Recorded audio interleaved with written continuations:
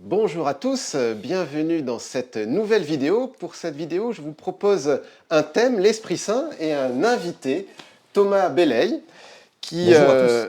Voilà, bienvenue Thomas. Merci. Alors, vous avez 28 ans, vous venez de sortir un livre, Présence d'Esprit, petit guide pour vivre l'amitié avec le Saint-Esprit. C'est ça. Alors, la description nous dit que vous avez grandi dans une famille engagée au sein d'une communauté nouvelle, que vous avez vécu une sorte de conversion missionnaire en fréquentant des protestants évangéliques, Oui. diplômé en sciences religieuses à l'école pratique des hautes études à Paris. Vous avez poursuivi des études de théologie, c'est dans ce cadre-là qu'on s'est rencontrés, qu'on Ouais. s'est connus, et vous continuez à participer à des missions d'évangélisation dans une paroisse catholique. Vous avez écrit donc ce livre Présence d'Esprit, mais aussi d'autres ouvrages, alors que je n'ai pas forcément là. Pré-feu aimé, plongé dans la radicalité, aux éditions première partie, et deux autres livres aux éditions des Béatitudes, donc comme Présence d'Esprit, Tous pour un, petit guide pour vivre l'unité des chrétiens, Mission possible, alors même sur la couverture c'est Mission impossible, Ouais, c'est 1 ça, est barré, barré, ouais. voilà. Petit guide pour oser évangéliser. Ouais, vous êtes super bien renseigné. Parce que ce sont aussi des livres que j'aurais aimé écrire. C'est ça. Voilà. Non, mais le vôtre est pas mal non plus. Voilà, donc bon, j'en profite, puisqu'on est dans les livres. Voilà, progresser vers Dieu, la sainteté en 7 étapes. Là, c'est plus sur l'itinéraire spirituel global. Voilà, je ne sais pas si vous voulez ajouter d'autres choses concernant Moi, tout est bon. votre présentation. Tout est bon, c'était assez complet. Bon, bah, très bien, très bien. Ouais. Alors, pour aborder l'Esprit Saint, ce que je vous propose, c'est qu'on voit quelques thèmes, un peu 4 aspects. D'abord, qui est l'Esprit Saint? Ensuite, l'Esprit Saint et les sacrements, en particulier le sacrement de confirmation, les charismes et la mission, et enfin, comment écouter l'Esprit Saint. D'ailleurs, c'est la première lecture d'aujourd'hui. Je viens de lire ça tout à l'heure, où on nous dit que l'Esprit Saint parle, et il dit « Mettez pour moi à part Barnabé et Paul pour l'œuvre que je leur réserve. » Alors, qui est l'Esprit Saint? Qu'est-ce que vous nous diriez, Thomas? En fait, pour commencer, je pense que ce qu'il faut dire, c'est que c'est une personne. Alors, ça peut nous paraître très bizarre. D'une part, parce que l'image qu'on peut avoir de l'Esprit Saint, ça peut être très très abstrait. On peut se dire que c'est une sorte un peu d'énergie, de truc un peu flou et lointain. Donc la première chose, c'est de se dire que c'est pas d'abord quelque chose, c'est que c'est quelqu'un. Et après, c'est vrai que c'est une personne spirituelle. Donc souvent, quand on imagine une personne, on imagine quelqu'un avec 2 bras et 2 jambes. Alors c'est clair que si vous croisez l'Esprit Saint, ce sera pas comme ça. Mais n'empêche que c'est une personne. Ça, c'est ce que toute la révélation nous dit, ce que la Bible et la tradition nous dit. Alors c'est une personne divine, on aura l'occasion d'y revenir, mais c'est une personne au sens où il a une intelligence et une volonté, et donc on a des passages très nombreux dans la Bible, y compris particulièrement dans les Actes des Apôtres, dans lesquels on voit vraiment l'Esprit Saint qui exprime de manière très claire sa volonté, et donc on voit qu'on a toute une série de verbes qui sont appliqués à l'Esprit Saint, et en fait qui n'auraient aucun sens si c'était pas une personne. C'est-à-dire que l'Esprit Saint, il pense, il agit, il prie, il conseille, il console. On pourrait ajouter encore plein d'autres verbes.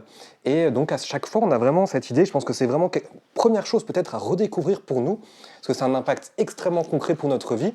L'Esprit Saint, c'est pas juste une sorte de truc qu'on demande à Dieu, mais c'est vraiment une personne qui est proche de nous, qui nous aime, qui est pas lointain, qui est pas, je dis aussi souvent ça, c'est que l'Esprit Saint a quelque chose de vital en lui, c'est pas juste du café, un bonus pour notre vie chrétienne, mais c'est quelque chose de vital et même c'est quelqu'un. Donc première chose à dire, peut-être que c'est une personne. Je sais pas ce que... Oui, oui, tout à fait. Et c'est vrai qu'il y a même ce passage dans la lettre aux Éphésiens, « N'attristez pas le Saint-Esprit de Dieu ». Ouais. Hein, comme si il avait des sentiments. Donc vraiment, ouais, une personne divine, mais en tout cas, on est très loin d'un vague souffle ou une vague énergie.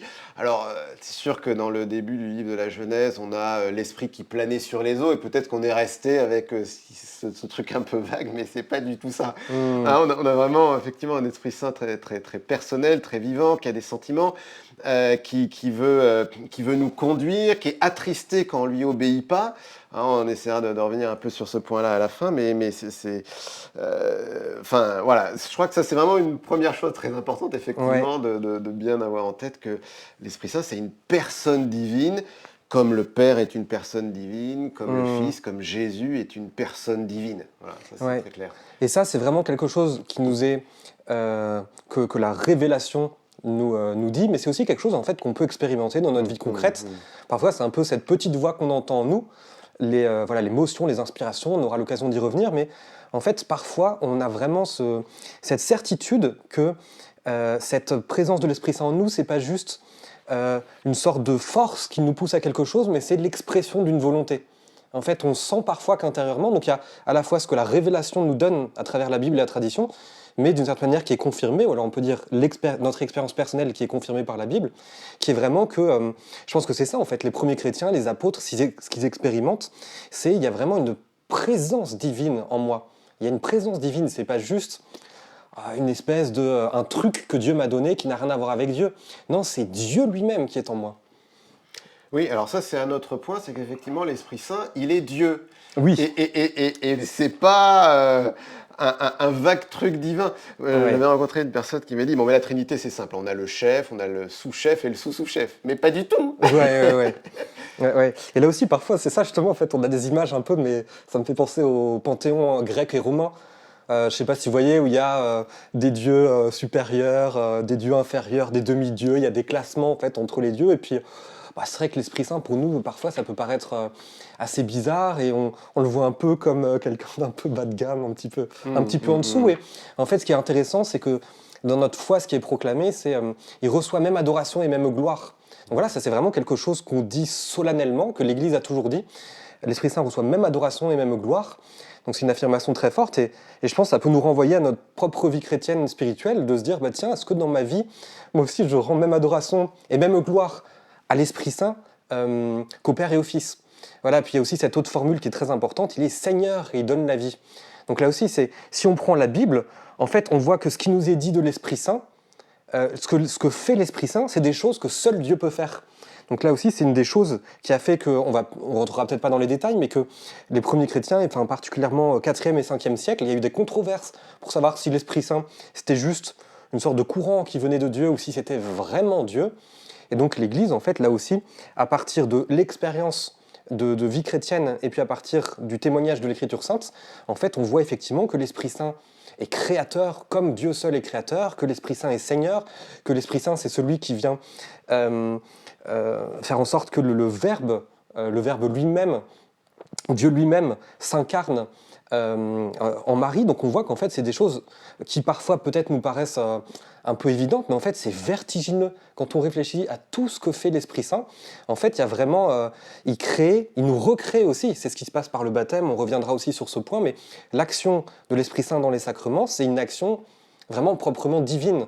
Donc là aussi pour nous c'est remettre un petit peu l'Esprit Saint sur le devant de la scène en se disant voilà, il y a une dimension personnelle à redécouvrir, et il y a aussi une adoration en fait de l'Esprit Saint, de se dire voilà, certes c'est la petite voix qui est en nous, on peut penser voilà, parfois on le voit comme ça un peu, cette petite voix, mais c'est aussi ce Seigneur qui est certes plus intime à nous-mêmes que nous-mêmes, mais qui est aussi le Seigneur de l'Église, de la création qui nous environne. Et donc il faut aussi redécouvrir cette présence de l'Esprit Saint qui est sublime en fait, et qu'on devrait pouvoir adorer même dans la création autour de nous. L'Esprit Saint est Seigneur. Oui, mais tout à fait. C'est vrai qu'on dit le credo à la messe, mais on ne pense pas forcément à ce qu'on dit. Hein. Donc ça, c'est credo de Nicée-Constantinople, donc 381, même adoration et même gloire. Ouais. En fait, il faut vraiment qu'on se pose la question, est-ce que dans ma prière, j'adore de la même façon l'Esprit Saint que j'adore le Père, que j'adore Jésus? Voilà, même adoration, même gloire, et puis Seigneur, c'est sûr. Hein, en fait, dans la Bible, hein, le mot Seigneur, on l'a utilisé pour ne pas prononcer le nom divin, hein, le tétragramme, alors parfois on prononce Yahvé, on ne sait pas d'ailleurs très bien comment c'était prononcé, mais donc c'est très fort, il est Seigneur, il donne la vie, c'est qu'il est vraiment Dieu, enfin voilà, donc c'est sûr que ça je crois que c'est vraiment deux points importants qu'on a abordés, hein. C'est une vraie personne, l'Esprit Saint, Ouais. et c'est une personne divine, il est vraiment Dieu, il n'est pas moins Dieu, alors c'est sûr que il y a un ordre théologique, le Père, le Fils, l'Esprit Saint, mais il n'est pas au troisième rang. Hein. Je crois que vous avez un Mmh. titre comme ça dans votre livre. Hein. Voilà, qui m'a mis au troisième rang? Non, il Ouais, n'est ouais. pas au troisième rang, il est au premier rang, comme le Père et le Fils. Hein. Et ça, je crois que c'est vraiment important. Enfin, en tout cas, c'est difficile d'avoir une relation avec l'Esprit Saint si on croit que c'est juste un vague truc Mmh. qui a pas beaucoup de consistance ni de dignité. Hein. Ça, c'est très clair. Oui. Ouais. Et en même temps, c'est vrai que ce qui est difficile à tenir pour nous, pour notre intelligence, ça nous dépasse, c'est qu'il Mm. est complètement uni au Père et au Fils. Ouais. Là aussi, pour nous, en fait, quand on dit une personne, il y a un risque, c'est de se dire, ah ben oui, on a un peu trois dieux qui seraient distincts, ce serait complètement faux. Il y a vraiment une unité profonde divine. Et en fait, tout ce que fait l'Esprit Saint, moi je le vois un peu comme le projecteur qui illumine le Père et le Fils. Hein. Et là aussi, on le voit très clairement dans la Bible, ce qui nous est dit, c'est que c'est par l'Esprit Saint qu'on peut dire que Jésus est Seigneur. Donc c'est l'Esprit Saint qui nous révèle Jésus, et c'est l'Esprit Saint qui nous fait dire le Père est notre Père. C'est l'Esprit Saint qui fait dire en nous Abba. Donc en fait, on voit que dans l'ordre, on pourrait dire des processions, c'est sûr qu'il y a le Père, le Fils et le Saint-Esprit, même s'ils sont éternels, donc tout se produit dans la même temporalité. Mais c'est vrai que pour nous, en fait, ce qui est très beau et très important dans la personne de l'Esprit Saint, c'est que c'est grâce à l'Esprit Saint qu'on peut vraiment vivre dans l'intimité du Père et du Fils. Et donc, il y a ce passage dans la Bible qui nous dit que l'Esprit Saint, en fait, nous plonge dans les... Il connaît les intentions de Dieu. Et il y a quelque chose dans l'Esprit Saint qui nous fait plonger dans la Trinité elle-même. C'est peut-être quelque chose qui nous paraît peut-être abstrait, mais qui est vertigineux, en fait, que ce soit à travers la prière, mais à travers la vie morale, à travers... L'Esprit Saint vient répandre l'amour de Dieu dans notre cœur. Donc c'est celui qui... Il est la communion du Père et du Fils, il est l'union du Père et du Fils, il est l'amour du Père et du Fils qui se donne à nous. Donc là aussi, quand on reçoit l'Esprit Saint, en fait, on reçoit Dieu tout entier. Là aussi, il faut éviter de trop distinguer les choses. Et donc, l'Esprit Saint, c'est celui qui nous fait prendre conscience de qui on est en face de Dieu. C'est celui qui nous fait découvrir quelque chose de l'amour de Dieu, de sa miséricorde, qui vient ensuite répandre cet amour dans notre cœur pour permettre de le répandre à notre tour. Donc il y a quelque chose, là aussi, on y reviendra peut-être, mais d'essentiel dans cette personne de l'Esprit Saint, qui a, on pourrait dire, c'est très délicat à dire, mais sa manière, d'une certaine manière, sa manière particulière d'être Dieu, mais qui est complètement unie au Père et au Fils, et qui est leur communion, d'une certaine manière. Alors c'est un mystère. Hein, Oui, c'est sûr. Alors, il faudrait entrer dans la théologie de la Trinité. Hein. Bon, j'ai fait l'une ou autre vidéo là-dessus. Je vous y renvoie, mais en tout cas, ce qui est sûr, c'est qu'il faut bien voir cette unité divine. On a trois personnes. En fait, la difficulté, c'est que là, nous sommes deux personnes. Vous êtes une troisième personne à nous regarder. On partage tous les trois la nature humaine, mais on n'est pas très unis. Alors, même si on s'entend bien, on est quand même assez distincts. Voilà. Alors que en Dieu, mais non, il y a une unité qui fait que le Père est dans le Fils, qui est dans l'Esprit Saint. D'ailleurs, c'est Jésus qui dit hein, que je suis dans le Père et le Père est en moi. Et d'ailleurs, il nous invite à être en lui pour entrer dans la Trinité. Il y a vraiment cette unité divine qu'on a du mal à percevoir. Et en fait, ces termes de personne, de nature, un seul Dieu en trois personnes, une seule nature divine en trois personnes, bon, dans notre langage courant, c'est pas tout à fait Ouais. le même sens, quoi. Donc, notre langage humain nous permet d'essayer de dire quelque chose du mystère de Dieu, parce qu'on peut en dire quelque chose, mais évidemment, il y a toujours quelque chose d'un peu inadéquat, quelque Ouais. chose d'un peu dépassé. Mais peut-être une dernière chose qui est pour le coup est vraiment très concrète pour notre vie chrétienne, c'est de se dire en fait, faut pas se dire si je commence à vivre une relation avec l'Esprit Saint, en fait j'oublie le Père ou le Fils. En fait vraiment, dès qu'on vit avec l'Esprit Saint, il nous plonge dans le mystère de Dieu. Donc il nous renvoie en permanence vers le Père et le Fils. Donc en fait, j'ai envie de dire, on a vraiment tout à gagner à vivre en relation avec l'Esprit Saint, parce que lui-même, de certaine manière, il ne sait dire que Père et Jésus. Donc vraiment, il y a un enjeu très très fort, y compris vraiment pour vivre en relation avec le Père et le Fils, pour essayer de comprendre la volonté de Dieu, pour vivre de la volonté de Dieu, pour vivre notre vie chrétienne. En fait, il y a comme une clé dans cette personne de l'Esprit Saint. Oui, oui, c'est sûr que les trois agissent toujours ensemble. Les trois personnes divines sont distinctes, mais on ne peut pas les séparer. Et en fait, ne pas considérer l'Esprit Saint, c'est vraiment se priver d'une énorme partie de l'action de Dieu. Juste pour donner un exemple, si on prend le baptême de Jésus, bon ben Jésus c'est le Fils de Dieu, le Verbe, il y a la voix du Père qui se fait entendre, celui-ci est mon Fils bien-aimé, et il y a l'Esprit Saint qui vient reposer sur lui, alors, sous l'apparence d'une colombe, hein. Alors attention, hein, l'Esprit Saint c'est pas incarné en pigeon, hein. Voilà, hein. Bon c'est voilà, une manifestation. Et donc, si on enlève l'un des trois, bah, on n'a plus le baptême de Jésus. Pareil, on prend l'incarnation, bah, c'est la volonté du Père que le Fils se fasse homme, c'est Jésus qui prend chair dans le sein de la Vierge Marie, et ça se fait par l'Esprit Saint. Voilà. Donc, on peut pas... Enfin, si on enlève un des trois, si on enlève en particulier l'Esprit Saint, en fait, bah, ça marche pas. Ouais. Alors, juste avant de passer au thème suivant, j'aimerais juste vous partager un texte que je trouve assez fabuleux d'un père de l'Église, Saint Grégoire de Nazianze, qui est mort en 390 sur l'Esprit Saint. Et c'est en fait un texte où il y a, alors je ne sais plus de 70 références bibliques sur l'Esprit Saint. J'hésitais à le mettre, mais ça faisait trop long. Ah ouais, mais c'est absolument fascinant. Alors je vais essayer de le lire, mais on va voir si on lit tout, mais c'est juste pour qu'on prenne conscience en fait que l'Esprit Saint, il est très présent dans la Bible, qu'on dit beaucoup de choses sur lui et des choses très fortes et qui soulignent précisément qu'il est Dieu, qu'il est une personne divine, enfin tout ce qu'on vient de dire. Alors voici ce que nous dit Saint Grégoire. « Je frémis pour ma part en songeant à la richesse des termes et à tous les noms outragés par ceux qui s'attaquent à l'esprit. » En fait, là, Saint Grégoire est en train de critiquer des gens qui pensent que l'Esprit Saint n'est pas Dieu, que c'est un vague truc divin, voilà. Il est dit, alors je ne vais pas vous donner les références bibliques à chaque fois parce que je vous dis, il y en a 70, même plus. Hein, donc, il est dit, Esprit de Dieu, Esprit du Christ, intelligence du Christ, Esprit du Seigneur, Seigneur lui-même, Esprit d'adoption, de vérité, de liberté, Esprit de sagesse, d'intelligence, de conseil, de force, de science, de piété, de crainte de Dieu.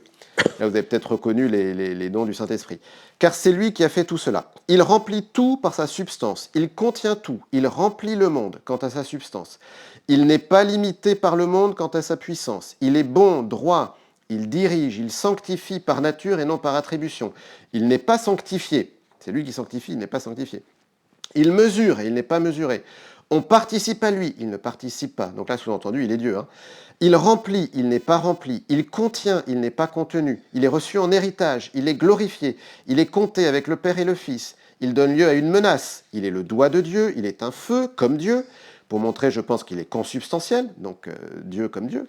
Il est l'Esprit qui fait exister tous les êtres, qui recrée par le baptême, par la résurrection. Il est l'Esprit qui connaît tout, qui enseigne, qui souffle où et autant qu'il veut, qui guide, qui parle, qui envoie, qui met à part, qui s'irrite, qui est tenté, qui révèle, qui illumine, qui vivifie, ou plutôt qui est lui-même lumière et vie, qui fait de nous ses temples, qui nous divinise, qui nous conduit à la perfection, si bien qu'il précède le baptême, qu'il est recherché après le baptême. Il a toutes les activités de Dieu.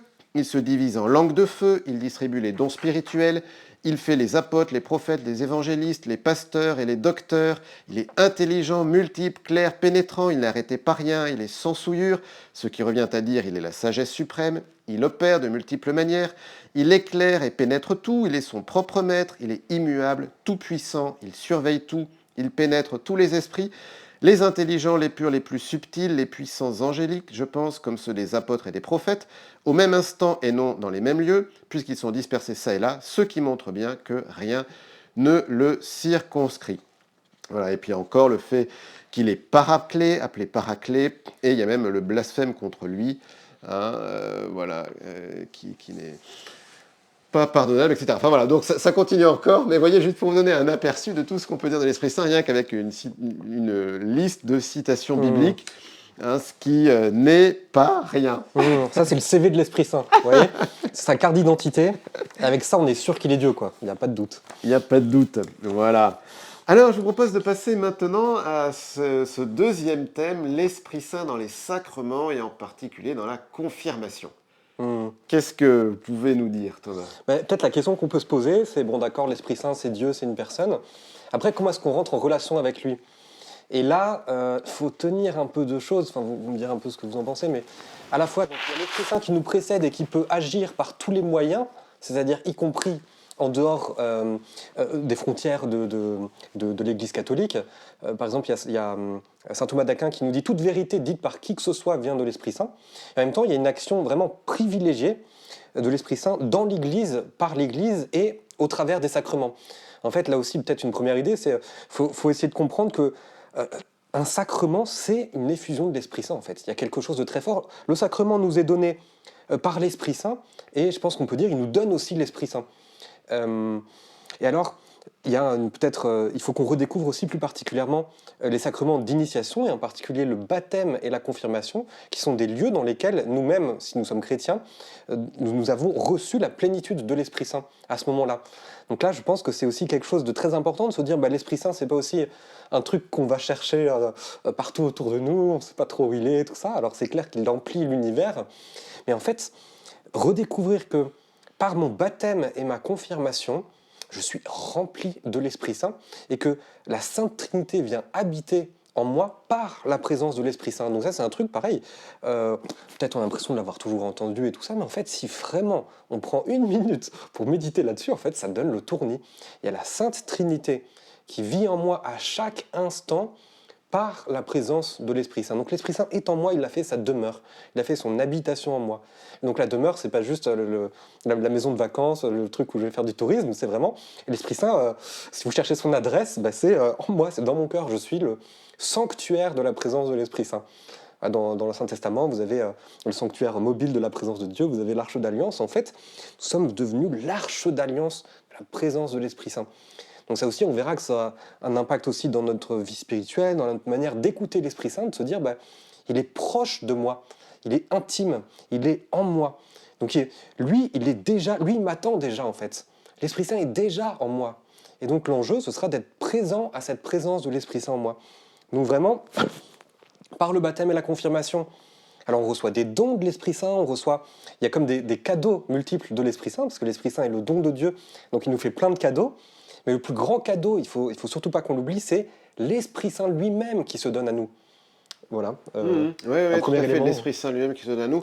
En fait, je crois que ça c'est vraiment essentiel parce que on a, je pense, quand même souvent un problème avec les sacrements, c'est que on les voit d'abord comme une action humaine. C'est-à-dire, Ouais. alors je vais me faire baptiser, ou alors je vais confirmer mon baptême, ou même je vais prendre l'Eucharistie. Mais c'est vraiment prendre les choses à l'envers. C'est-à-dire que si on prend juste ce que nous dit le catéchisme sur la définition d'un sacrement, il dit « Les sacrements sont des signes efficaces de la grâce, institués par le Christ et confiés à l'Église, par lesquels la vie divine nous est dispensée. » Et ensuite, le texte ajoute « Les rites visibles sous lesquels les sacrements sont célébrés signifient et réalisent les grâces propres de chaque sacrement. Ils portent fruit en ceux qui les reçoivent avec les dispositions requises. » C'est-à-dire que la première chose qui est mise en avant, c'est que c'est une grâce de Dieu. C'est-à-dire un sacrement, c'est d'abord une réalité surnaturelle qui nous est communiquée à travers quelque chose de sensible. Alors le baptême, ça va être l'eau, confirmation, ça va être l'imposition des mains, et puis l'onction avec le Saint-Crème. L'Eucharistie, ça va être le pain et le vin devenus le corps et le sang de Jésus. Mais avant tout, c'est Dieu qui nous communique quelque chose. Donc le baptême, c'est d'abord Dieu qui nous communique son salut. La confirmation, on va le voir, Dieu qui nous communique sa force, c'est pas moi qui vais faire quelque chose. Et l'Eucharistie, c'est Dieu qui nous donne son corps et son sang, Jésus qui nous donne son corps et son sang et qui nous fait entrer dans sa vie divine. Là, je crois que c'est vraiment une première chose à avoir en tête, c'est d'abord une action de Dieu. Et en fait, c'est pas je prends ou je fais, c'est je reçois, j'accueille, voilà. En tout cas, ça me paraît vraiment essentiel de souligner ça, parce que sinon, on entre vraiment dans des choses qui n'ont pas grand-chose on est avec des pensées qui n'ont pas grand-chose à voir avec l'évangile et la foi chrétienne. Alors, je sais pas, la confirmation, qu'est-ce que vous en diriez Alors, il y a une complémentarité entre le baptême et la confirmation. Et d'une certaine manière, pour dire les choses un peu simplement, le baptême, c'est comme si on était rattaché en quelque sorte à l'expérience de Pâques. C'est-à-dire dans le baptême, on est plongé dans la mort et la résurrection du Christ, et donc on renaît à une vie nouvelle, il y a une vie nouvelle qui nous est donnée. On est plongé dans l'eau, mais en fait, à travers l'eau, on est plongé dans l'Esprit Saint. voilà, c'est l'Esprit Saint qui plonge en nous. Enfin, on peut voir les choses de deux manières. Donc il y a quelque chose d'une expérience de Pâques particulière qu'on vit dans le baptême. Et l'Esprit Saint, enfin la confirmation, on pourrait la rattacher plus peut-être à l'expérience de la Pentecôte. Donc là aussi, il y a une complémentarité entre les deux, mais c'est ce moment où là aussi on reçoit l'Esprit Saint à travers ses dons, à travers sa personne. Et il y a une force particulière, c'est un peu le sacrement pour une certaine maturité chrétienne, c'est-à-dire que c'est le sacrement qui nous incorpore plus particulièrement aussi à l'Église, qui nous envoie en mission. Donc il y a quelque chose de particulier dans la confirmation en tant que voilà, expérience de Pentecôte qui nous envoie. Voilà, je dirais c'est un peu... Oui, tout à fait, hein. C'est sûr, hein, que vraiment le baptême, c'est d'être plongé dans la mort avec le Christ pour ressusciter avec lui, hein. C'est Romains 6, hein, par le baptême, vous avez été plongé dans la mort du Christ. Voilà. Donc c'est vraiment ça. Donc on vit le mystère pascal, la mort et la résurrection du Christ. Ce qui meurt en nous, c'est tous nos péchés, pour ressusciter à la vie éternelle. Voilà, ça c'est le baptême. Mais dans le baptême, on reçoit aussi l'Esprit Saint, on reçoit déjà l'Esprit Saint. Hein, ça c'est un truc à avoir vraiment en tête, hein, parce que c'est l'Esprit Saint qui sanctifie. Hein, et comme on a dit tout à l'heure, les personnes divines agissent toujours ensemble. Donc cette action divine dans le baptême, oui, c'est le mystère pascal du Christ, mais ça s'est fait avec le Père et l'Esprit Saint. Hein, donc on reçoit déjà l'Esprit Saint à notre baptême. À la confirmation, on va le recevoir une nouvelle fois. Effectivement, là, c'est typiquement la Pentecôte, hein, qu'il faut mettre en relation, acte 2. Et en fait, je pense qu'il faut bien avoir en tête que l'Esprit Saint, c'est pas quelque chose que je vais recevoir de façon binaire. Je l'ai reçu, je l'ai pas reçu. Alors, si je l'ai reçu au baptême, qu'est-ce que je reçois à la confirmation? Il me manque un bout. Hein, j'ai eu 80%, il me manque les 20%. Ou alors, parfois, on dit, oui, mais à la confirmation, on reçoit les dons du Saint-Esprit. D'accord, mais au baptême, pourquoi on les aurait pas aussi reçus? Enfin, en fait, je crois que là il faut se replonger dans la vie de Jésus et dans la vie des apôtres. C'est-à-dire que des onctions de l'Esprit Saint, il y en a plusieurs. Et par exemple, qu'est-ce que fait Jésus le soir de Pâques? Il souffle sur les apôtres et il leur dit « Recevez l'Esprit Saint ». Et qu'est-ce qu'ils viennent de vivre? Le mystère pascal. Hein? Voilà. Ce qui vient d'être vécu, c'est le mystère pascal. Bon, pourtant, ils ont reçu l'Esprit Saint là, mais n'empêche qu'ils restent terrorisés, ils restent enfermés au cénacle. Ils ont peur que les Juifs et les Romains viennent leur faire ce qu'on a fait à Jésus, c'est-à-dire les crucifier eux aussi. Donc ils sont terrorisés et bon, ils ont l'Esprit Saint, ils sont chrétiens, ok, très bien, ils ont vu Jésus ressuscité, mais bon, ça s'arrête un peu là. Et à la Pentecôte, ils reçoivent l'Esprit Saint, et là, ils commencent leur mission. Hein, et donc vous disiez, oui, cette dimension missionnaire, je pense que c'est vraiment ça, en fait, la spécificité de la confirmation. C'est qu'on a reçu l'Esprit Saint pour commencer notre mission particulière dans l'Église et dans le monde. Et Jésus, il vit la même chose. Vous voyez, Jésus, s'il y en a bien un qui est rempli d'Esprit Saint dès le départ, c'est lui. C'est-à-dire que il est quand même, comme on l'a dit, personne divine, donc inséparable du Père et de l'Esprit Saint. Donc comme Dieu, il est quand même en bonne relation, en bon terme avec l'Esprit Saint. Et il a pris chair, il a pris une humanité, comment? Par l'Esprit Saint. Okay, donc s'il y en a bien un qui est rempli d'Esprit Saint dès le départ, à qui il manque rien en point de vue Esprit Saint, c'est Jésus, dès sa conception. Et pourtant, le jour de son baptême, alors qui en fait correspondrait un peu à notre confirmation, il reçoit l'Esprit Saint, on l'a évoqué tout à l'heure, et c'est le début de sa vie publique. Et en fait, en Luc 4, qu'est-ce que fait Jésus? Il ouvre le rouleau d'Isaïe. « L'Esprit du Seigneur est sur moi, parce qu'il m'a consacré par l'onction pour annoncer la bonne nouvelle aux pauvres, pour libérer les captifs, pour guérir les malades, etc. » Donc c'est le début de sa mission. Il y a comme besoin d'une nouvelle onction pour pouvoir démarrer notre mission chrétienne. Et ça, vous avez ça aussi dans les Actes des Apôtres. À plusieurs reprises, vous avez... alors certes, des nouveaux chrétiens qui reçoivent l'Esprit Saint, mais vous avez aussi des moments où les apôtres eux-mêmes, qui ont déjà reçu l'Esprit Saint à la Pentecôte, il y a d'autres expériences de ce qu'on pourrait appeler effusion de l'Esprit Saint que les apôtres vont recevoir au long du livre des Actes des Apôtres. Et je pense en fait aussi, à travers ça, ça nous dit quelque chose de la pédagogie de Dieu, de l'Esprit Saint à travers nous, c'est que lui, il nous aime infiniment, lui, il nous donne tout, il se donne à nous. Et j'ai envie de dire, il se donne tellement à nous d'une certaine manière, c'est très maladroit de dire ça, mais il se donne jamais assez à nous, il veut toujours tellement nous donner plus de lui-même. Mais nous, on est extrêmement long à la détente, on a du mal à vivre de ce don, on a du mal à l'accueillir.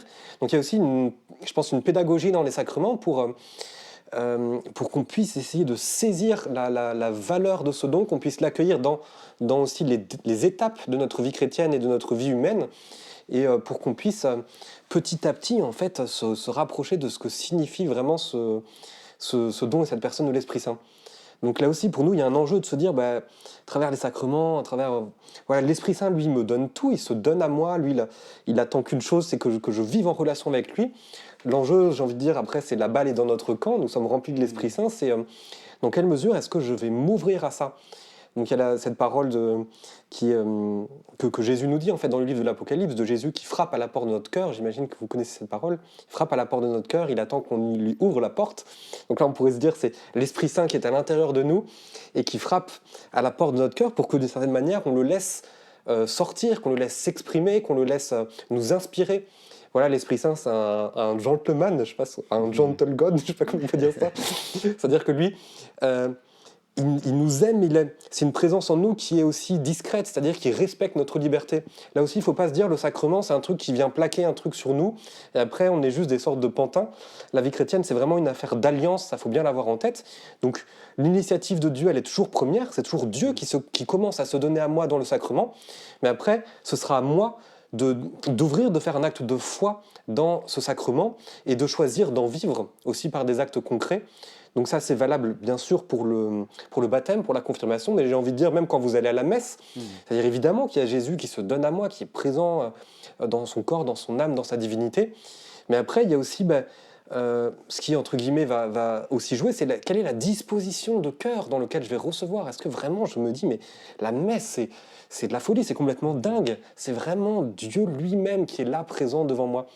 Donc ça aussi, c'est une attitude de cœur à avoir dans la manière dont je vais réceptionner le sacrement. C'est-à-dire c'est pas juste une espèce de truc magique qui tombe du ciel, mais il y a une alliance, il y a quelque chose à recevoir.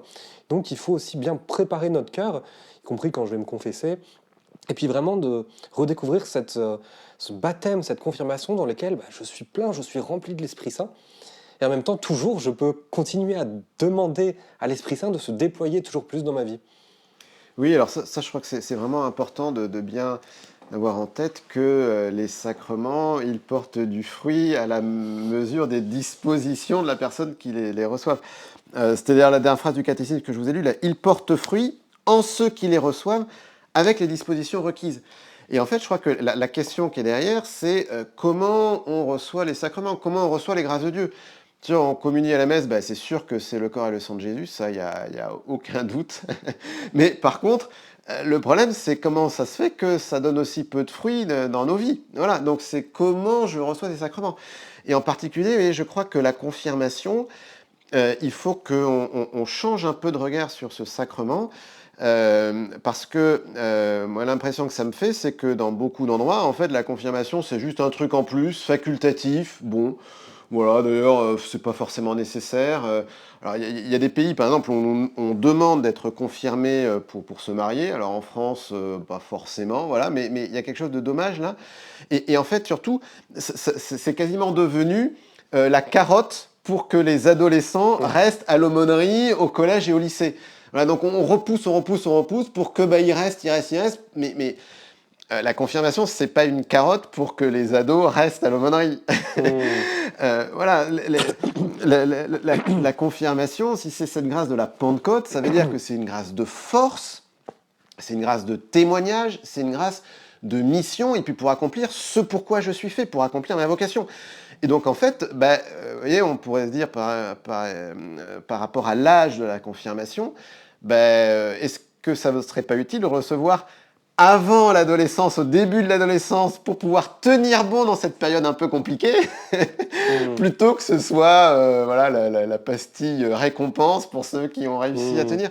Mais en tout cas, quel est notre regard sur le sacrement de la confirmation? Et je pense que sans doute un certain nombre d'adultes de nos jours n'ont pas reçu, pour différentes raisons, hein, il ne s'agit pas de voilà, jeter la pierre à quiconque, mais n'ont pas reçu ce sacrement de la confirmation, ben, on peut recevoir la confirmation à l'âge adulte. Hein, voilà, et profitons vraiment de cette grâce de Dieu parce qu'on a besoin d'avoir cette grâce spécifique du Seigneur, de l'Esprit Saint, pour pouvoir être chrétien dans le monde. Quoi, hein. Ouais.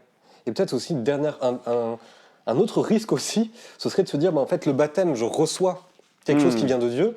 En fait, la confirmation, c'est le moment où, allez, je suis un peu plus grand et où je réponds. Et donc de se dire, la confirmation, c'est d'abord moi, encore une fois, c'est d'abord une réponse.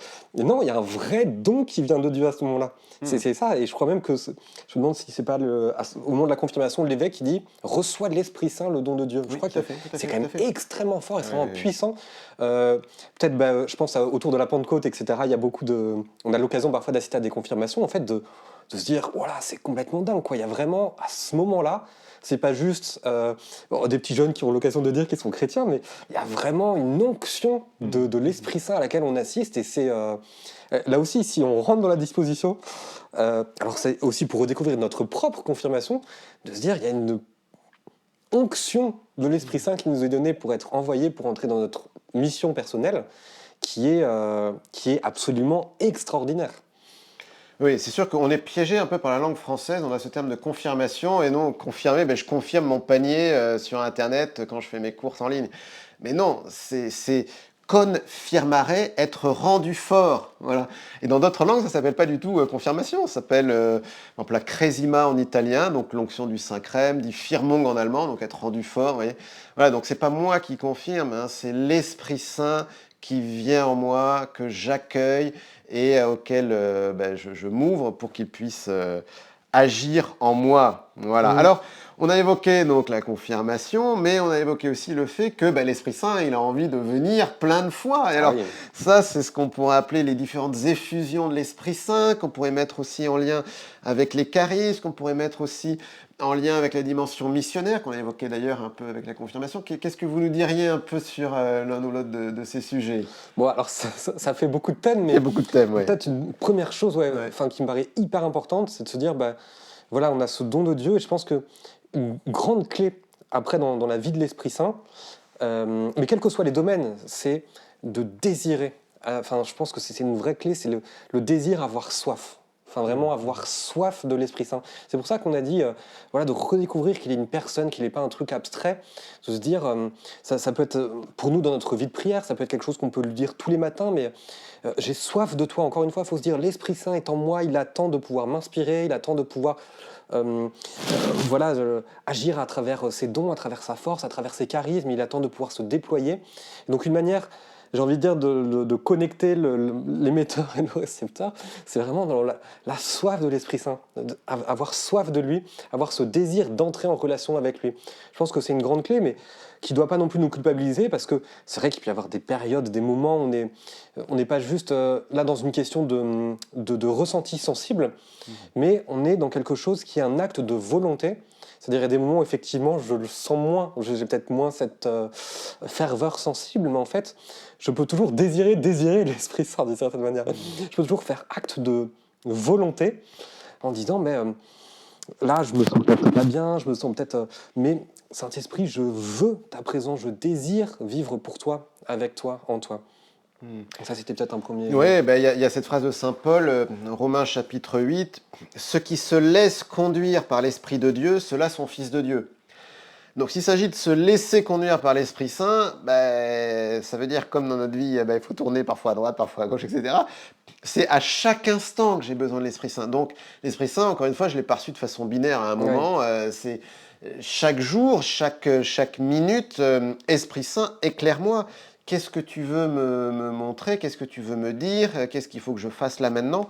Donc on a vraiment besoin d'avoir cette intimité avec l'Esprit Saint et puis de le demander tout le temps en fait. Ouais, et la clé, je pense, c'est vraiment une dimension d'ouverture, c'est-à-dire ouvrir les domaines de notre vie à l'Esprit Saint.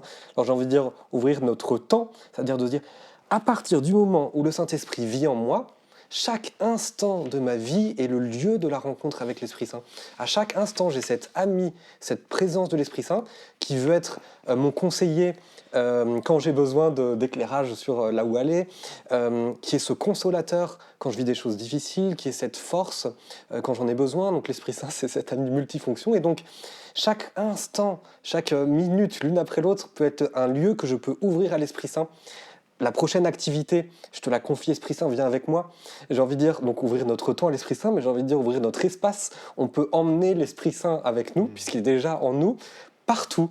Donc, et vraiment, ça aussi, il faut se dire, l'Esprit Saint, c'est pas juste dans les grands trucs de la vie. Parfois, c'est ça, on peut se dire, j'ai besoin de l'Esprit Saint uniquement quand je sens que j'arrive plus à m'en sortir par moi-même. En fait, il faut inverser le truc et il faut commencer à être comme un enfant, à être dépendant. J'ai besoin de toi tout le temps, Esprit Saint, parce que tu peux rendre ma vie tellement plus belle, tu peux la sanctifier, la diviniser, la rendre divine. Mais pour ça, il faut qu'on ait cette certitude que l'Esprit Saint nous aime, et donc on peut lui faire confiance, et donc que l'Esprit Saint s'intéresse à notre vie concrète dans ses détails. Ça aussi pour nous c'est une conversion peut-être dans notre manière de fonctionner, de se dire en fait ça l'intéresse l'Esprit Saint quand je vais faire mes courses, ça l'intéresse quand je fais la vaisselle. C'est dans ces moments-là, dans ces petites choses que le Saint-Esprit vient sanctifier ma vie. Donc moi j'ai envie de vous donner ce petit conseil, mais de dire emmenez l'Esprit Saint avec vous quand vous allez faire des courses. Ayez cette ouverture et puis ouvrez aussi, j'ai envie de dire, votre vie intérieure, c'est-à-dire c'est aussi ouvrir notre passé, nos blessures, les choses qui sont sombres peut-être dans notre vie, les choses qu'on a du mal à offrir à Dieu. Là aussi, c'est faire confiance, de se dire l'Esprit Saint me connaît, il m'aime, il sait mieux que moi ce qui est bon pour moi, et donc en fait je gagne tout à lui ouvrir les zones d'ombre de ma vie, mon passé, mon présent, mon avenir, tout ce que je suis, mes préoccupations, mes désirs, mais c'est aussi ouvrir ça en fait, ouvrir nos blessures, ouvrir notre vie intérieure, le laisser visiter ce qu'on est profondément. Ne pas avoir peur de cette œuvre de l'Esprit Saint qui fait en nous, parce que c'est vrai que l'Esprit Saint, du coup, on l'a dit, il est dans notre sanctuaire intérieur, il est dans notre, on pourrait dire notre maison intérieure, mais il y a aussi cette œuvre de l'Esprit Saint qui n'est pas facile pour nous et qui va entraîner des résistances, qui est que l'Esprit Saint est lumière, et donc il va, dans la mesure où on va le laisser entrer en nous, se déployer en nous, il va faire la lumière sur ce qu'on est, et donc avec la lumière de l'Esprit Saint, on va aussi découvrir toujours plus combien on est une merveille de Dieu, mais combien on n'est plus du tout ajusté à notre vocation d'être à l'image et à la ressemblance de Dieu. Et donc l'Esprit Saint, c'est comme si, il faut imaginer en fait, on est dans une maison qui est encore un peu sombre dans les ténèbres, les volets sont fermés, et donc l'œuvre de l'Esprit Saint, c'est comme si on ouvrait les volets, donc il y a cette lumière de l'Esprit Saint qui entre en nous, et du coup, justement, il fait la lumière sur des zones d'ombre. L'Esprit Saint, il va nous révéler, il faut le dire parce que c'est très vrai, il va nous révéler des péchés, il va nous révéler des attachements mauvais, il va nous révéler des mauvaises habitudes, des mauvaises manières de penser, des mauvais fonctionnements. Mais à chaque fois quand l'Esprit Saint fait ça, c'est pour notre bien, pour nous réajuster à la volonté de Dieu, à son amour, en fait, pour nous rendre libres. Quand l'Esprit Saint nous montre des choses difficiles en nous, c'est pour nous libérer. Donc il fait une œuvre de libération pour qu'on soit libre d'aimer toujours plus librement Dieu et notre prochain. Il faut imaginer que notre amour, pour l'instant, on a peut-être un peu un amour de Dieu, un amour du prochain, mais il reste encore un peu centré sur nous-mêmes, il reste encore un peu à nous servir, à nous mettre un petit peu au centre.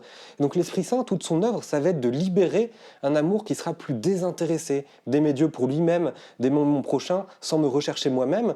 Mais donc pour cela, l'Esprit Saint, il va faire comme un peu de ménage en nous, donc ça, il faut le savoir. Il y a une dimension aussi de souffrance dans la vie, dans l'esprit, mais qui est pas du tout, qui est toujours orienté vers la vie, qui est orienté vers le beau, qui est orienté vers l'amour, parce que l'Esprit Saint nous rend capable d'être, au fond, ce que Dieu a en tête quand il nous crée à son image et à sa ressemblance. Mais comme on est pollué par le péché, en fait, l'Esprit Saint, il vient agir en profondeur, et donc il vient révéler parfois des choses qui sont un peu difficiles, mais pour nous libérer, pour, j'ai envie de dire, donner de l'air, de l'espace en nous. Donc ça, c'est une dimension de l'œuvre de l'Esprit Saint qui nous sanctifie, qu'il faut avoir en tête et dont il ne faut pas en avoir peur, en fait. Dans toutes nos étapes de la vie spirituelle, il va y avoir cette œuvre toujours plus profonde de l'Esprit Saint en nous, mais ne pas avoir peur, encore une fois, de lui offrir, de lui ouvrir toutes les dimensions de notre vie, parce que à chaque fois, il vient nous rendre plus libres. Et donc, même s'il y a une dimension de résistance en nous, là aussi, il y aura notre péché, il y aura nos attachements, il y aura ces trucs où parfois on sentira que l'Esprit Saint nous appelle, je sais pas, peut-être à aller un peu plus prier, à avoir plus d'actes de charité, à jeûner. Voilà, il y a ces trucs où on va avoir des petites crispations et de se dire, allez, ok, Saint-Esprit, je te fais confiance, parce que je sais que c'est pour une œuvre de liberté, en fait. c'est pour que je sois libre. Il y a un lien très fort entre l'esprit et la liberté. Oui, oui, alors J'étais un peu long. c'est très important là ce que vous soulignez, parce que on a dit au début que l'Esprit Saint c'était une personne divine. Mais donc si une personne divine, elle est libre, et donc on peut pas lui dire bon Esprit Saint tu viens et puis mais tout à la niche maintenant, hein, tu restes tranquille là, voilà de temps en temps tu me donnes un petit guili là pour que ce soit agréable quand je prie, hein, mais non, si on l'accueille dans notre vie, forcément il va nous bousculer un peu. Hein, parce que ben, il est lumière, il est sanctification, et donc ce qui est ténèbres et obscurité, il aime pas trop. Et c'est pas parce que juste il aime pas trop, mais c'est parce qu'il veut nous en délivrer. Hein, c'est ce que vous venez de dire à l'instant. Hein. Saint Paul qui nous dit qu'il s'agit de renouveler notre façon de penser, hein, pour reconnaître ce qui est bon, ce qui est parfait. Et de fait, je crois que c'est le premier de Saint Jean, où l'Esprit Saint, bah, il nous convainc de péché. En fait, il nous montre nos péchés. Mais, comme on l'avait bien souligné, et ça c'est très important, c'est que l'Esprit Saint et Dieu en général, quand il nous montre le péché, c'est pour nous en libérer, à la différence du démon, l'adversaire, qui se présente toujours en accusateur, pour nous enfoncer, pour nous déprimer. Tu vois, t'es nul, tu n'y arriveras jamais, et puis t'es un grand pécheur, et tu termineras en enfer, et tout est fini pour toi. Voilà. Hein, et une illustration de ça, ça pourrait être la Samaritaine. Va, appelle ton mari, revient. Celui que j'ai n'est pas mon mari. Mais tu fais bien de le dire, parce que tu en as eu 5. Enfin, Jésus dévoile quelque chose qui n'est pas forcément brillant, hein, dans la vie de la Samaritaine, mais elle n'est pas abattue, terrorisée, et en train de pleurer. Son réflexe, c'est d'aller courir dans la ville. J'ai rencontré quelqu'un qui m'a dit tout ce que j'ai fait, ne serait-il pas le Messie? Et je crois que c'est ça, hein, cette action sanctificatrice de l'Esprit Saint. Et donc, si on se laisse conduire à chaque instant, forcément, il va nous faire avancer, tout simplement. Mais alors, est-ce qu'il n'y a pas des moments un peu particuliers d'effusion de l'Esprit Saint? Qu'est-ce qu'on pourrait en dire de ça? Sur la notion d'effusion de l'Esprit Ouais, Saint, d'effusion de l'Esprit Saint, des moments un peu forts, parce que là, on vient de voir des choses un peu au quotidien. Mais parfois, il y a des gens qui disent « Ah ben là, moi j'ai reçu l'effusion de l'Esprit Saint, j'ai reçu le baptême du Saint-Esprit. » Qu'est-ce qu'il y a derrière ça? Oui. Donc là, vous vous souvenez, donc, ce qu'on a dit, c'est que l'Esprit Saint, il agit d'une manière extrêmement particulière par les sacrements. C'est pour ça qu'il y a un lien très fort entre l'Esprit et l'Église. Si vous voulez vivre en amitié avec l'Esprit Saint, moi, je vous encourage fortement à ne pas la vivre en dehors des réseaux, mais vraiment à vivre dans l'Église, à recourir abondamment aux sacrements. Et il y a toute une action, toute une œuvre de l'Esprit Saint, qui parfois est plus spontanée, mais qui est toujours dans cette idée que l'Esprit Saint veut toujours se donner à nous par surcroît. C'est aussi une phrase dans l'Évangile, mais combien plus le Père du ciel donnera-t-il l'Esprit Saint à ceux qui lui demandent. Et donc il y a vraiment quand on demande l'Esprit Saint, il vient, pas toujours de la manière dont on l'attend, dans le timing dont on l'attend, mais il y a une venue de l'Esprit Saint en fonction de notre désir, et puis il peut y avoir aussi comme des venues plus spontanées aussi, parfois, peut-être que vous avez expérimenté des choses comme ça, mais il y a des moments particuliers qu'on appelle d'effusion de l'Esprit Saint, qui sont à distinguer des sacrements, dans lesquels on fait une expérience forte, parfois qui a souvent une dimension sensible, mais pas toujours, mais quelque chose qui va en général laisser des traces dans la suite de notre vie chrétienne, qui aura des fruits, que ce soit au niveau de notre investissement missionnaire, on va avoir une augmentation de la charité, enfin voilà, il peut y avoir une soif des Écritures, une compréhension des Écritures, un amour de l'Église, un amour aussi parfois de l'unité des chrétiens, une préoccupation pour les relations avec les autres confessions chrétiennes.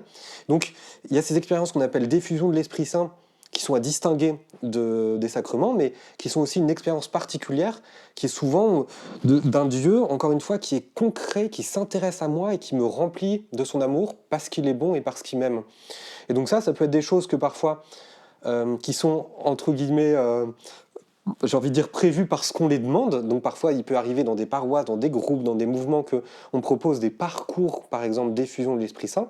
Nous-mêmes, dans notre prière, on peut demander d'une certaine manière l'effusion de l'Esprit Saint. On demande avec soif, avec ferveur, avec foi, un renouveau de sa présence dans notre vie. Et puis, il y a aussi cette idée que l'Esprit Saint, il fait ce qu'il veut. Et donc, parfois, il y a des moments où on ne s'y attend pas. Mais l'Esprit Saint vient comme ça, presque soudainement. Et donc, c'est aussi intéressant parfois quand on lit l'expérience des saints. Parfois, vous avez des personnes qui disent « Oui, mais l'effusion de l'Esprit Saint, c'est un truc un peu bizarre, c'est un truc récent. » En fait, quand vous lisez souvent des expériences des vies de saints, en fait, vous voyez qu'il y a ces moments qui ne sont pas forcément des moments qui sont liés à des sacrements, mais où le saint vit comme une espèce de déblocage, une espèce de grâce de Dieu particulière à un moment donné. Je pense qu'on peut rattacher ça. Enfin, moi, je vois par exemple la conversion, l'expérience de conversion de Blaise Pascal. La nuit de feu, Oui. il y a des expériences comme ça en fait. Même la seconde conversion de Thérèse de Lisieux, moi je vois ça un peu comme ça. C'est des expériences en fait d'une expérience sous une modalité particulière de l'amour de Dieu qui vient débloquer, qui vient faire entrer notre vie chrétienne dans une autre dimension. Oui. Oui, tout à fait. Alors, c'est sûr que ces effusions de l'Esprit Saint, c'est vraiment quelque chose d'important. C'est sûr qu'on peut vraiment vivre, à certains moments de notre vie, une grâce particulière qui nous fait passer un cap. Euh, c'est quelque chose auquel on peut se préparer. Vous avez évoqué ces parcours d'effusion de l'Esprit Saint. Mais après, c'est quelque chose effectivement qu'on peut demander.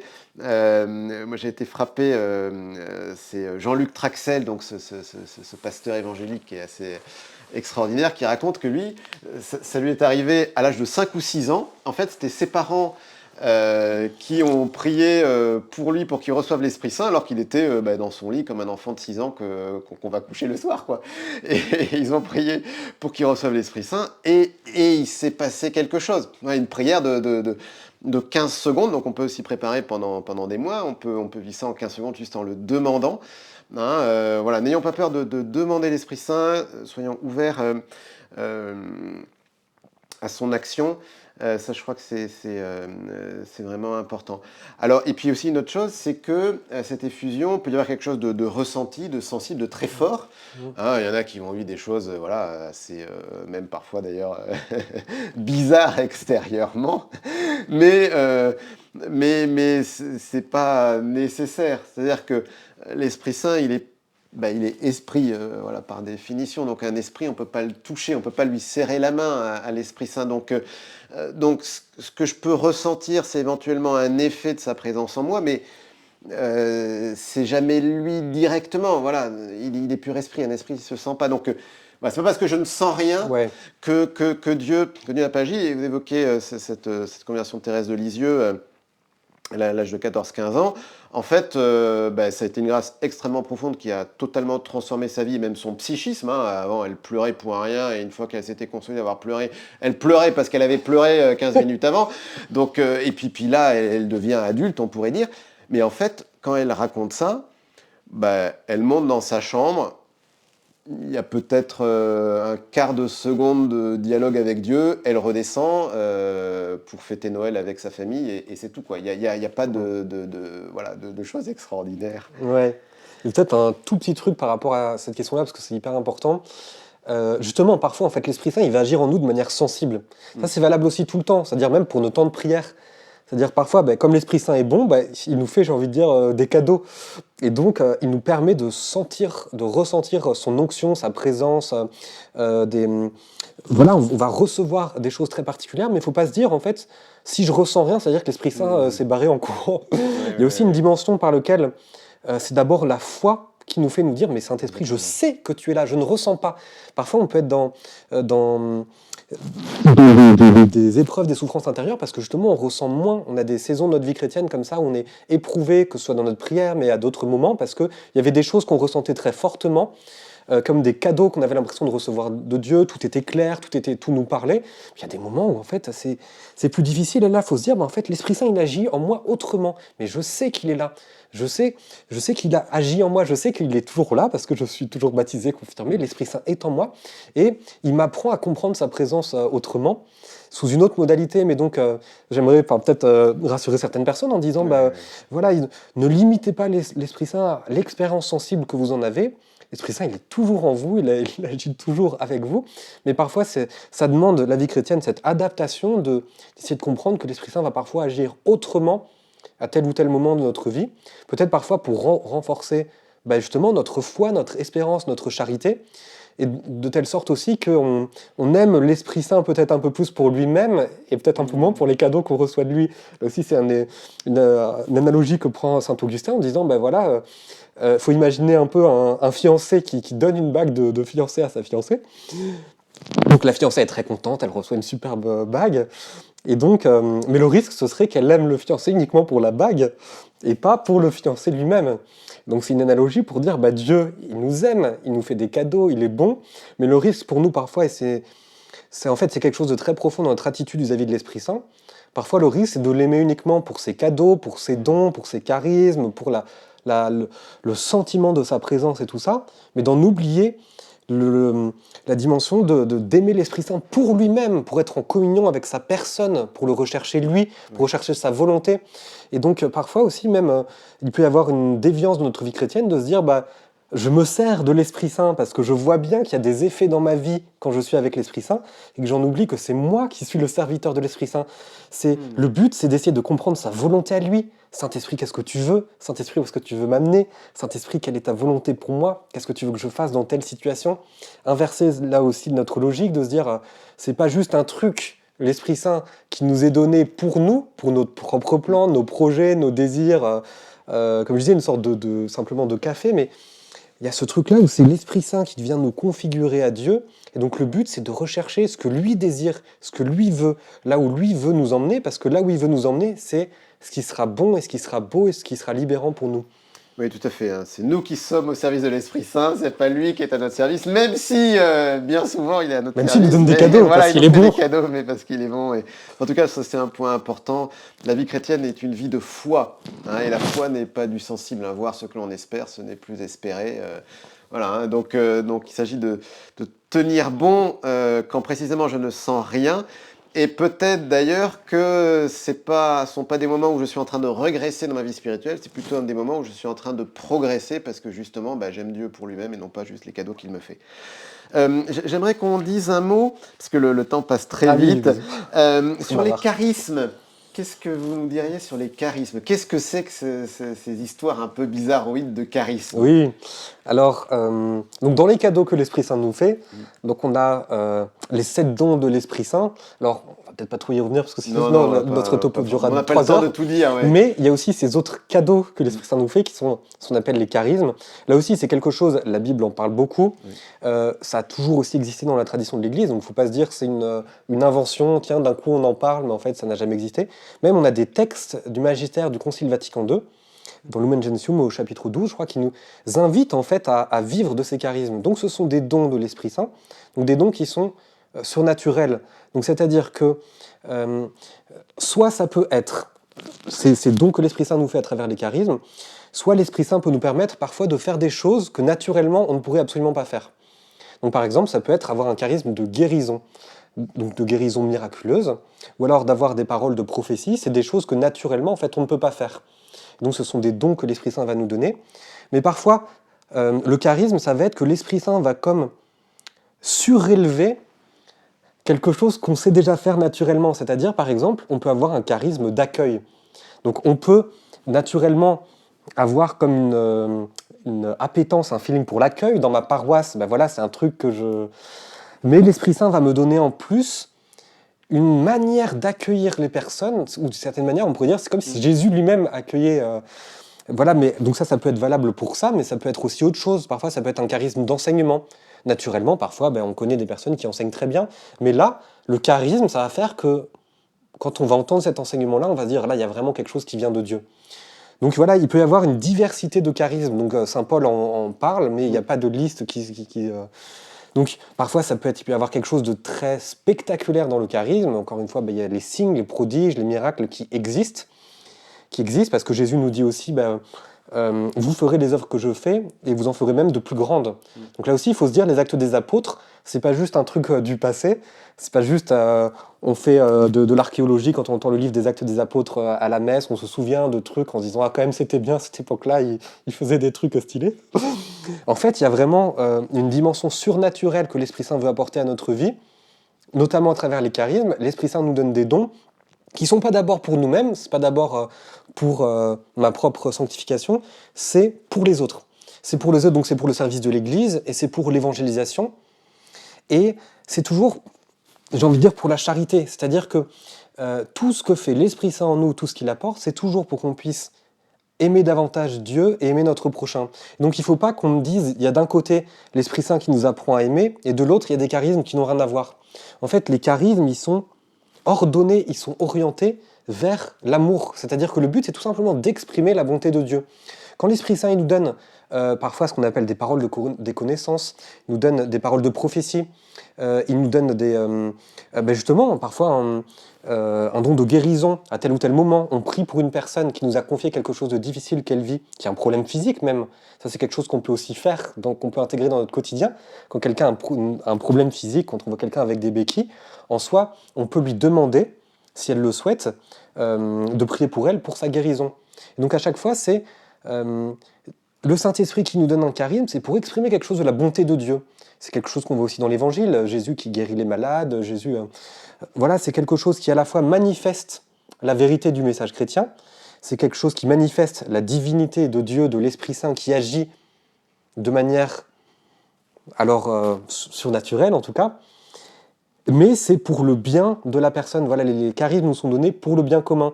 Donc c'est peut-être un tout petit point aussi à avoir en tête, c'est de se dire, je suis appelé moi-même à avoir foi dans le fait que je peux désirer les charismes.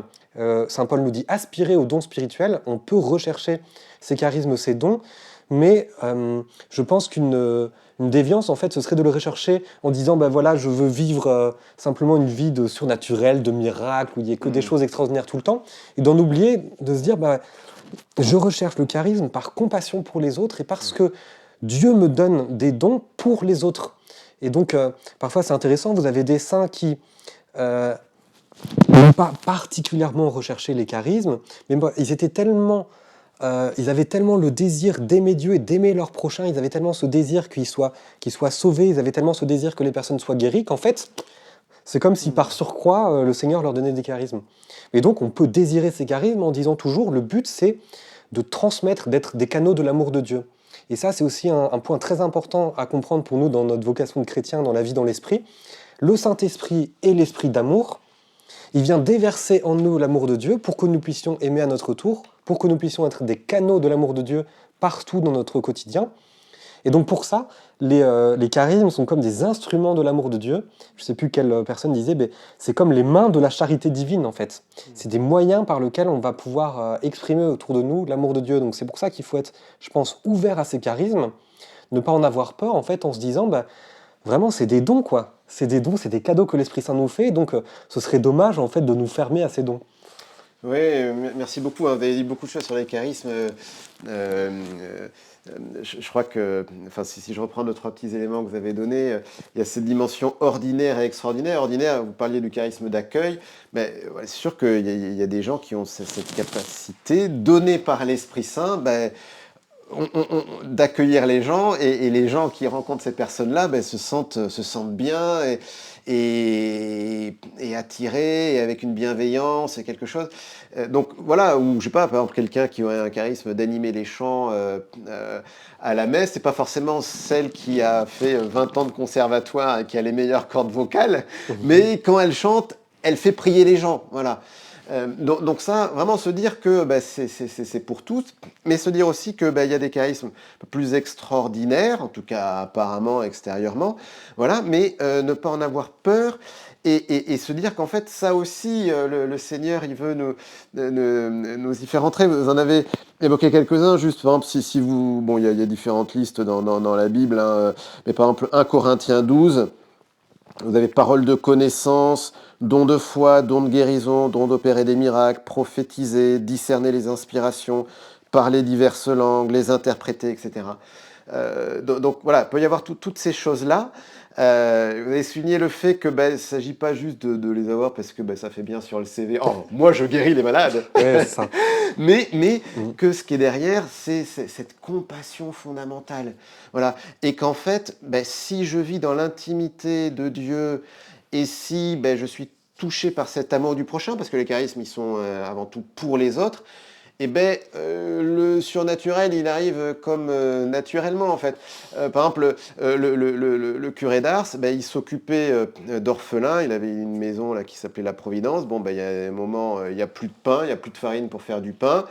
Mais il dit non, non, mais allez-y, allez dans le grenier, allez chercher, il restera forcément des choses. Et en fait, ben, la farine se multiplie.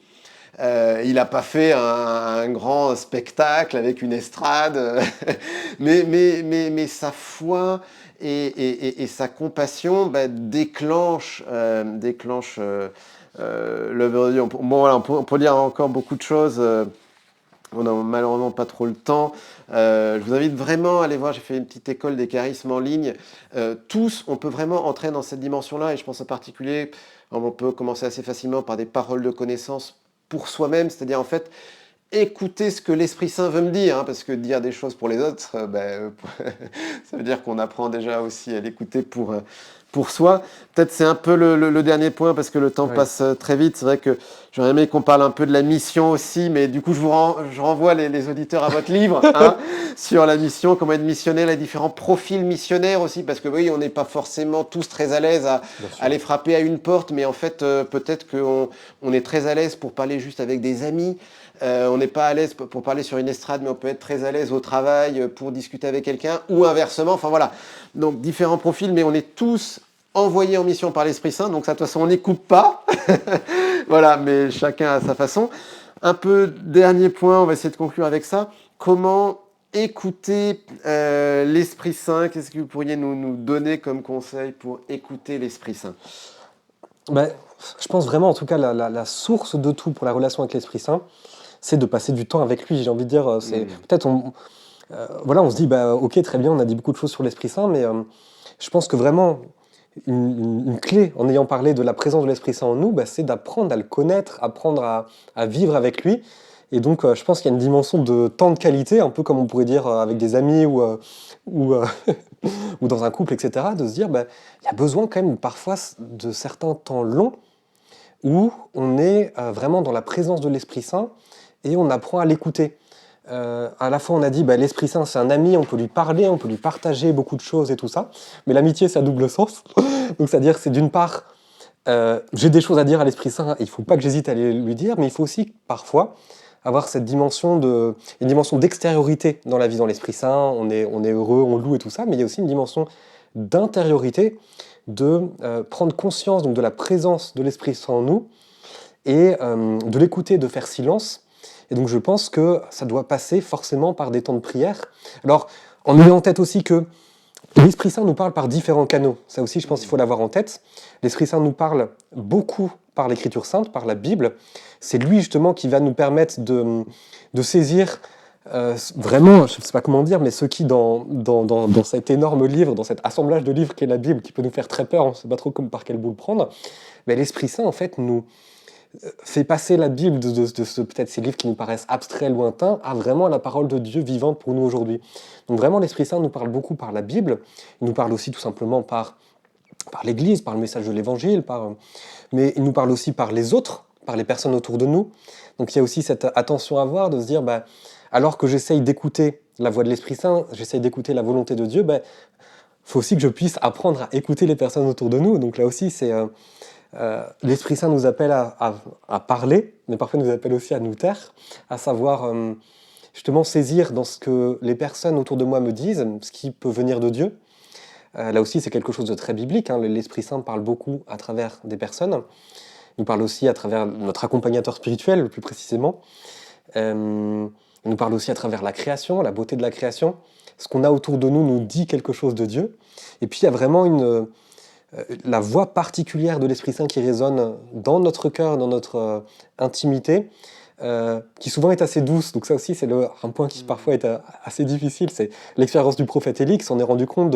Parfois, on recherche l'Esprit Saint, la voix de Dieu dans le fracas. Alors parfois, il peut y avoir des expériences dans lesquelles, effectivement, on peut entendre Dieu de manière assez forte, mais ça reste globalement pas trop l'habitude. C'est-à-dire que souvent, l'Esprit Saint va avoir une voix assez douce et... donc je ne sais pas si vous avez eu cette expérience d'essayer d'écouter la voix de quelqu'un qui ne parle pas fort quand vous êtes dans un environnement bruyant, mais ce n'est pas facile. Donc il y aura tout ce travail qui est très important parce que ça touche à toute notre vie chrétienne. C'est aussi bien dans nos temps de prière que dans la question des charismes, mais dans notre engagement missionnaire, pour savoir que ce que l'Esprit Saint veut pour nous, d'avoir ce niveau j'ai envie de dire, d'attention à ce qui se passe en nous, au mouvement intérieur de la voix de l'Esprit Saint. Donc il y a, comme je le disais, un peu ces moments de qualité, ces moments de prière, autant que possible tous les jours dans lesquels on passe du temps à essayer d'écouter la voix de l'Esprit Saint. Mais il y a aussi tous ces moments dans notre quotidien, j'ai envie de dire, où on effectue, comme j'ai envie de dire, des plongées en nous-mêmes pour essayer de... Ça peut se passer au milieu de nos activités, au milieu de nos activités, alors que je suis en train de faire telle ou telle chose. Encore une fois, je suis en train de faire telle ou... Je suis en transport pour aller au boulot, mais d'essayer de me connecter à la voix intérieure de l'Esprit Saint, essayer de saisir un petit peu ces mouvements, c'est-à-dire qu'est-ce que l'Esprit Saint cherche à me dire. Et souvent, c'est vrai qu'il va me donner des inspirations, des motions, il va me donner comme des lumières sur ce que je peux faire, des lumières aussi sur la manière de comprendre l'Écriture. Donc, l'Esprit Saint va parler de beaucoup de manières, mais voilà, d'avoir un petit peu cette attention en tout cas à ce qui se passe en nous. Souvent, on est beaucoup dans l'extériorité, on est dans l'activisme, je dois faire telle chose, je dois faire... mais parfois, la manière d'être la plus efficace dans notre vie chrétienne, c'est d'avoir ce mouvement de retrait. Avant de faire, apprendre à me laisser faire, avant de faire des choses pour Dieu, les faire à partir de Dieu. Et donc, en permanence, moi, c'est ce que j'encourage à faire, d'avoir comme ces plongées en nous-mêmes pour pouvoir éclabousser le monde de cet amour de l'Esprit Saint. Il faut qu'on puisse d'abord plonger dans la piscine. C'est comme voilà, c'est en plongeant dans la piscine que vous allez éclabousser les personnes autour de vous. C'est dans la mesure où on se connecte à l'Esprit Saint en nous, on apprend petit à petit à saisir les mouvements de l'Esprit Saint en nous. Et après, j'ai envie de dire, c'est un peu comme un ami, en fait, où vous apprenez petit à petit, avec l'expérience, à reconnaître le son de sa voix. Et donc, c'est comme quelqu'un que vous avez au téléphone. Si c'est un ami, vous allez reconnaître le son de sa voix avant même qu'il vous ait donné son nom. Donc, l'Esprit Saint, c'est comme ça, c'est avec l'expérience, petit à petit, en apprenant à prendre du temps dans la prière. Moi, je crois vraiment que la prière personnelle, l'oraison, est extrêmement importante pour apprendre à se familiariser avec la voix de l'Esprit Saint. Et après, tout au long de notre quotidien, de plonger en nous-mêmes, d'essayer d'être attentif, d'essayer de rechercher ce qu'il veut. Et va y avoir un peu ces inspirations, ces mouvements que l'Esprit Saint va mettre en nous. Et donc on va pouvoir aussi reconnaître le son de sa voix par les fruits. C'est-à-dire quand on a discerné, quand on a essayé d'entendre la voix de l'Esprit Saint, c'est souvent à travers ce qu'on appelle les fruits de l'Esprit Saint, notamment particulièrement la paix, la joie et l'amour, qui vont nous permettre de discerner et de se dire a posteriori, oui, c'était bien l'Esprit Saint qui m'a parlé, parce qu'il y en a eu des fruits dans ma vie. Donc là aussi, c'est avec l'expérience, en relisant notre journée, peut-être le soir, ça peut être une manière de se dire, mais comment l'Esprit Saint m'a parlé? Comment à travers telle rencontre, telle lecture de la Bible, telle inspiration, en fait, je peux reconnaître la voix de Dieu. Donc en faisant ces expériences de relecture, en fait, ça nous aide à nous dire, ouais, j'apprends qu'en fait, l'Esprit Saint, souvent, c'est par ce biais-là qu'il me parle. Voilà, ça fait... Oui, merci pour tous ces conseils. C'est sûr que la prière, c'est le fondement. C'est le nerf de la guerre. C'est le nerf de la guerre, voilà. Et d'ailleurs, on évoquait les charismes quelques instants avant. Moi, je suis très frappé de voir que ceux qui exercent les charismes, en fait, ont tous une vie de prière intense. C'est pas juste 5 minutes quand j'y pense avant de m'endormir, mais une demi-heure, 1 heure, voire même plus chaque jour. Enfin, voilà, on a besoin vraiment de cette intimité avec l'Esprit Saint si on veut se laisser conduire par lui. C'est une première chose. Une deuxième chose que vous avez soulignée, qui est très importante, c'est qu'il ne s'agit pas d'abord de faire des choses pour Dieu, mais des choses à partir de la volonté de Dieu. Et donc, il faut d'abord écouter cet Esprit Saint. Et je crois que bien souvent, on fait des tas de choses, mais c'est juste du vent au lieu d'être sous le souffle de l'Esprit Saint. C'est-à-dire que c'est du vent parce que c'est nous, voilà, notre petite cervelle qui pense que c'est comme ça qu'il faudrait faire. Mais est-ce qu'on a demandé au bon Dieu ce qu'il en pense? Voilà. Et puis oui, cet Esprit Saint, effectivement, sa voix, elle peut être très forte, elle peut être bien souvent plutôt ténue. Mais là, je crois qu'il y a aussi une clé qui est: est-ce que j'obéis à la voix de l'Esprit Saint? Oui. C'est sûr que si parce que je pense que tous, on a fait l'expérience à certains moments, une petite voix intérieure qui nous dit, là, peut-être que tu pourrais tenir la porte à la personne qui arrive, elle a des béquilles, elle ne va pas y arriver. Bon, donc je pense que tous, on a pu faire cette expérience que Dieu nous parlait en nous-mêmes. Le truc, c'est que il y a bien des fois, cette petite voix, on fait comme si elle nous avait rien dit parce qu'elle nous dit de faire un truc, ça nous plaît pas. Et en fait, si on n'obéit jamais à l'Esprit Saint, il y a un moment, il arrête de se fatiguer aussi. Voilà. Donc, il y a besoin de l'écouter, mais il y a besoin aussi de le suivre, de lui obéir. Et du coup, il y a une amitié qui se développe et on avance avec lui. Voilà, et on est content. Pour terminer, ce que je vous propose, parce qu'on a bien parlé, c'est peut-être tout simplement qu'on prie un peu l'Esprit Saint pour qu'il vienne sur toutes les Ouais. personnes qui nous écoutent. Voilà, alors est-ce que c'est une effusion de l'Esprit Saint que vous allez vivre? Je ne sais pas, mais en tout cas, pourquoi pas? L'Esprit Saint veut se répandre, il veut toujours plus se communiquer.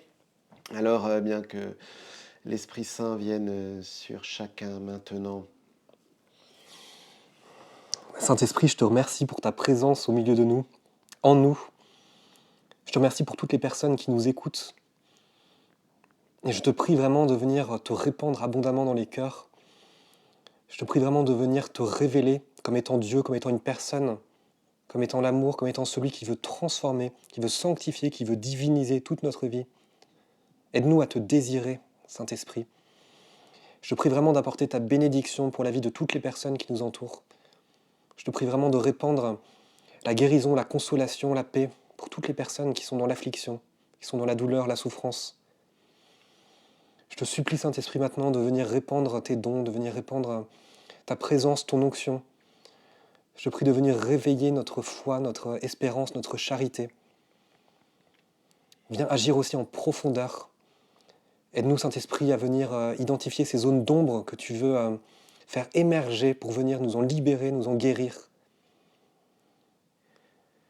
Oui, Esprit Saint, viens sur chacun maintenant. Il y a peut-être certaines personnes qui se disent, mais j'ai un peu peur de recevoir l'Esprit Saint, je ne sais pas où il va me conduire. Eh bien, que ces personnes n'aient aucune peur, parce que cet Esprit Saint est un esprit d'amour, de paix, de joie, un esprit, au contraire, qui chasse toute peur, parce que c'est un esprit d'amour. Esprit Saint, nous t'invitons aussi en particulier sur ces personnes qui vivent des moments de tristesse, de peur, d'inquiétude. Viens leur donner ta paix, ta joie, ta vie. Viens te révéler à chacun comme étant une force de vie, une force aussi de témoignage. Viens, Esprit Saint, sur chacun maintenant. Ouais, viens répandre ton onction, Saint-Esprit, toi qui es le don de Dieu, toi qui te donnes à nous et qui nous donne abondamment. Viens aussi nous donner ce que toi tu veux nous donner, parce que tu sais ce qui est bon pour nous. Tu connais chaque personne qui écoute, qui regarde cette vidéo. Tu es celui qui est plus intime à nous-mêmes que nous-mêmes. Alors viens nous donner dans notre vie chrétienne aujourd'hui ce dont nous avons besoin. Viens répandre tes dons en nous, nous avons soif de toi. Aide-nous à avoir toujours davantage soif de toi, à te désirer. Esprit Saint, viens développer la vie de prière de chacun. Te confions aussi tous les malades. Tu es l'Esprit qui sanctifie, tu es l'Esprit de puissance, l'Esprit de miracle, l'Esprit de guérison. Te confions tous ceux qui, malades, regardent cette vidéo, tous ceux qui connaissent des personnes malades, viens les guérir, viens répandre la guérison sur tous ceux qui regardent cette vidéo maintenant, toutes les personnes pour lesquelles nous prions, toutes les personnes qui nous sont chères. Esprit Saint, tu es aussi l'Esprit de l'Église. Aide chacun à trouver une communauté chrétienne qui l'aide à vivre et où chacun puisse trouver sa place dans sa communauté chrétienne, dans son Église. Amen. Répands vraiment ton feu, répands ton onction sur nous, Saint-Esprit. On veut toujours plus de toi, tellement plus de toi, Saint-Esprit. Viens te répandre sur nous. Esprit Saint, tu t'es tellement répandu sur la Vierge Marie que le Verbe s'est fait homme en elle. Alors nous nous confions à son intercession pour que tu puisses venir sur chacun. Je vous salue Marie, pleine de grâce. Le Seigneur est avec vous. Vous êtes bénie entre toutes les femmes, et Jésus, le fruit de vos entrailles, est béni. Sainte Marie, Mère de Dieu, priez pour nous pauvres pécheurs, maintenant et à l'heure de notre mort. Amen. Voilà, soyez tous bénis et à bientôt pour une prochaine vidéo. Et merci encore Thomas d'avoir Merci à été vous. avec nous aujourd'hui. Et soyez bénis.